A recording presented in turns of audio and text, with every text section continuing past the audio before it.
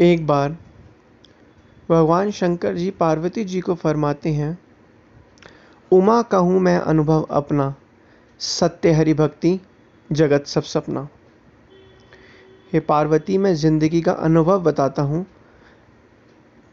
जो सत्य है वो हरि की भक्ति ही है, और जगत सारा जो है वो सपना है, क्षणभंगुर है, माया नगरी है। और मनुष्य इस माया नगरी के जाल में फंसकर जो है अपने जीवन का असली मकसद भूल चुका है कि उसे यह जन्म क्यों मिला था इस संसार में आने के लिए, और इस संसार में आकर उसने क्या किया।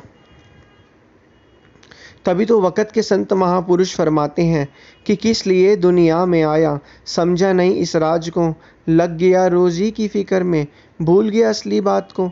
फ़िक्र रोज़ी की छोड़, ज़िक्र कर भगवान का, फ़िक्र तेरी आप करेगा जिसने ज़ामा दिया इंसान का।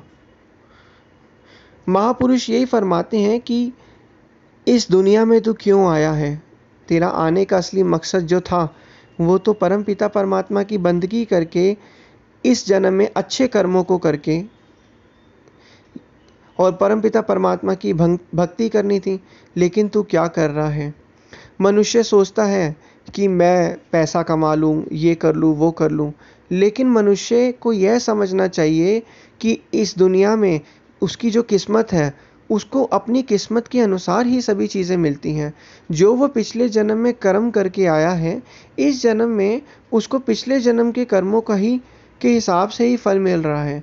अब मनुष्य कहता है कि वो इंसान तो बहुत अमीर है और मैं बहुत गरीब हूँ। वो इसलिए अमीर है क्योंकि उसने पिछले जन्म में कुछ अच्छे कर्म किए होंगे, दान पुण्य आराधन किया होगा, तभी जाके वो इस जन्म में अमीर है।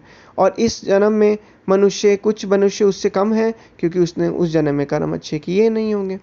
लेकिन अब उस मनुष्य, वो इस जन्म में भी कर्म अच्छे नहीं करेगा जिसने पिछले जन्म में कर्म अच्छे किए थे, तो वह भी वही गलती करेगा जो उस मनुष्य ने करी थी। तो कहने का तात्पर्य यही है कि परमपिता परमात्मा जो हैं वो इस धराधाम पर आते हैं संतों महापुरुषों की शरण शरण में। जिस तरीके से द्वापर युग में श्री किशन चंद्र जी महाराज जी आए, त्रेता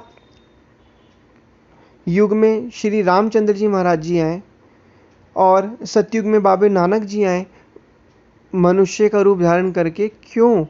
ताकि वो संसारी मनुष्य को बता सकें कि तुम्हारा असली मकसद क्या है।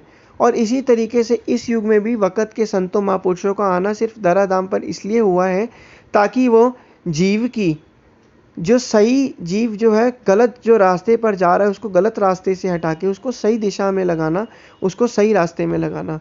लेकिन सही रास्ते में सारे थोड़ा ना लगते हैं।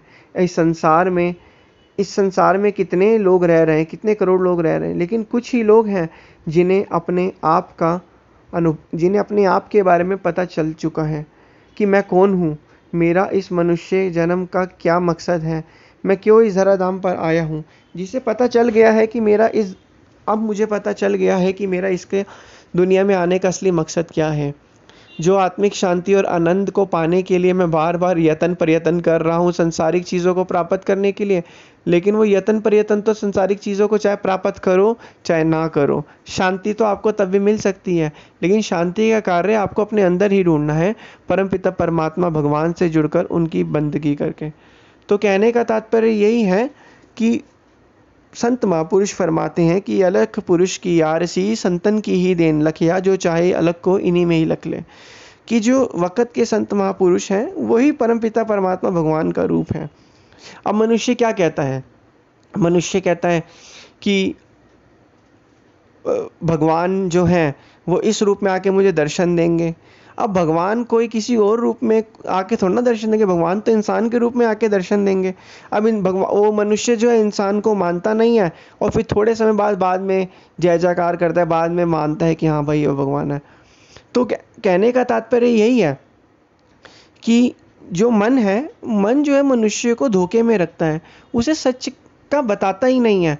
और मन अहंकार को ऊपर रख के मनुष्य को सही गलत के बारे में फ़र्क ही नहीं बताता। जिस कारण मनुष्य फंस जाता है। जब जिस चीज़ बंदे को सही गलत का पता ही ना हो तो किस तरीके से निर्णय ले सकता है। तो यही मनुष्य को वक़्त के संतों महापुरुषों की चरण शरण ग्रहण करके चेतना मिलती है, और जागृति मिलती है, सत्य का बोध होता है, विवेक मिलता है, जिससे वह सही गलत की परख करता है और उसे सच का पता चलता है।